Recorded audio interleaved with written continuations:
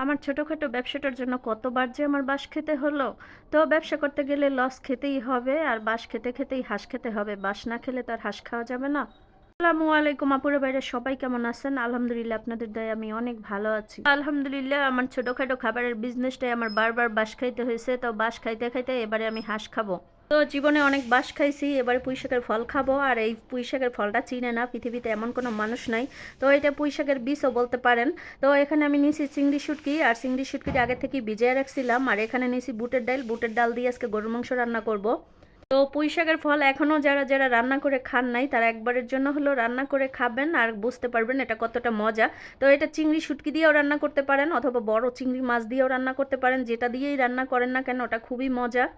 এখানে আমি তেল আর পেঁয়াজ আর চিংড়ি শুটকিটা একসাথে দিয়ে দিছি, আর কাঁচামরিচটাও দিয়ে দিলাম। আর এবারে দিয়ে দিলাম হলুদের গুঁড়া আর ধনিয়ার গুঁড়া আর মরিচের গুঁড়া। এবারে কিন্তু এটা একটু সময় নিয়ে তারপরে একটু ভাজাভাজি করব। আর এইটা যত শুকনোভাবে একটু তেলের সাথে ভাজাভাজি, এইটা যতই বেশি ভাজাভাজি করে নেওয়া যায় এই রান্নাটা কিন্তু ততই বেশি ভালো হয়। তো একটু আদা রসুন বাটা দিয়ে দিলাম আর দিয়ে দিলাম পানি। এবারে আমি চিংড়ি শুটকি আর সব মশলাগুলো একবারে ভালো করে কষিয়ে নেব। আর কোনো মশলা দেওয়ার দরকার নেই, বাচ্চা একটা মশলা দিয়ে রান্না হয়ে যায়, শুধু আদা রসুন বাটা। তো সব কিছু কষানো শেষ, এবারে পুঁইশাকের ফলগুলো বা বীজগুলো আমি দিয়ে দিলাম। এবারে একটু আরও কিছুক্ষণ ভালো করে একটু নাড়াচাড়া করে নিব। আর একটু মশলাটা ভালো করে মেশানো হয়ে গেলে আবারও ঢাকনা দিয়ে কিছুক্ষণ ঢেকে রান্না করব। এবারে দিয়ে দিব হালকা পানি, আর এটার ভিতরে অতিরিক্ত বেশি পানি দেওয়ার কোনো প্রয়োজন নাই। এটা এমনিতেই নরম থাকে আর খুবই তাড়াতাড়ি সিদ্ধ হয়ে যায়। এটা যে খেতে এতটা মজা লাগে মানে এটা বইলা বুঝাইতে পারবো না। যারা খাইছেন তারা অবশ্যই এটার মজা বুঝেন, আর যারা এখনও খান নাই তারা তো কোনোদিনও মজা বুঝবেন না। তারা তো হয়তো একটু হাসাহাসি করবেন যে এটা আবার কীভাবে খায়। তো এইদিকে আমি বেগুন ভাজিও বসাই দিছি আর গরুর মাংসটাও বসাই দিছি। তো গরুর মাংসটা যতক্ষণে হবে ততক্ষণে আমি বেগুনটা একটু ভেজে নিব। তো এইদিকে বেগুনটাও ভেজে নিচ্ছি আর মাংসটা ওইদিকে একটা ডাকাটাকি শুরু করে দিছে, আর একটা ডাকের পরেই আমি চুলাটা অফ করে দিছিলাম। তো এইবারে গরম হাওয়াটা বের করার পরে আমি বুটের ডালটাও দিয়ে দিলাম। আর বুটের ডালটা দেওয়ার পরে একটু কষে তারপরে দিয়ে দিলাম পানি আর কাঁচামরিচ। প্রেসার কুকারে মাংস রান্না করলে বেশি একটা সময় লাগে না, তাড়াতাড়ি হয়ে যায়। আজকে বুটের ডাল দিয়ে গরুর মাংস, বেগুন ভাজা আরও অনেক অনেক রান্না করছিলাম যেগুলো আপনাদেরকে দেখানোই হয় নাই। তো এগুলো আসলে আমার অনলাইনে যে খাবারের বিজনেসটা আছে সেখানে অর্ডার ছিল। তো হঠাৎ করে যে কোনো কারণে আমি অর্ডারগুলো ক্যান্সেল করে দিয়েছি, অর্ডারগুলো আর দিব না। তো এই জন্যই বলছিলাম যে আমার বাঁশ খেতে হয়, আর বাঁশ খেলে অবশ্যই হাঁস খেতে পারবেন, বাঁশ না খেলে কিন্তু কোনোদিনও হাঁস খেতে পারবেন না।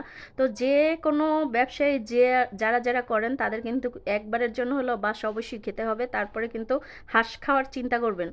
এদিকে আজকে আমি অনেক অনেক রান্না করছিলাম, তো সব রান্নাগুলোও দেখানো সম্ভব হয় নাই। তো যেহেতু আমি ক্যান্সেল করে দিছি খাবারের অর্ডার, সেই জন্য কিন্তু এখন আমি আমার বাসায় যে লোকজন আছে সেই লোকজনকে নিয়ে তারপরে খেতে বসছি। তো এখানে একটা বড় হাড্ডি ছিল গরুর মাংসের, তো সেই হাড্ডিটা আসলে আমি যখন খাওয়া শুরু করছিলাম তখন আমার বাচ্চা এখানে খেতে বসছে। তো তখন বলল যে আম্মু আমাকে দিয়ে দাও।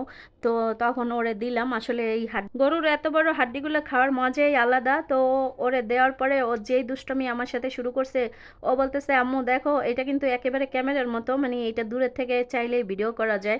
তো ও আর আমি একটু দুষ্টমি করে নিলাম খাওয়ার সময়। তো এদিকে পুঁইশাকের যেই ফলগুলো রান্না করছি এই ফল দিয়েই সবাই খাওয়ার জন্য অস্থির হয়ে গেছে, কারণ এটা গরুর মাংসের থেকেও বেশি মজা ছিল। তো সবাই আসলে এটা দিয়ে আগে খেয়ে নিছি, তো ভিডিও করতে আসলে মনে ছিল না। যখন আমরা গরুর মাংস দিয়ে খাওয়া শুরু করছি তো তখন চিন্তা করলাম যে বাচ্চার এই দুষ্টমিটা একটু ভিডিও করি। কে কে ঘরে বসে বসে অনলাইনে খাবারের বিজনেস করেন অবশ্যই কিন্তু আমাকে কমেন্ট করে জানাবেন।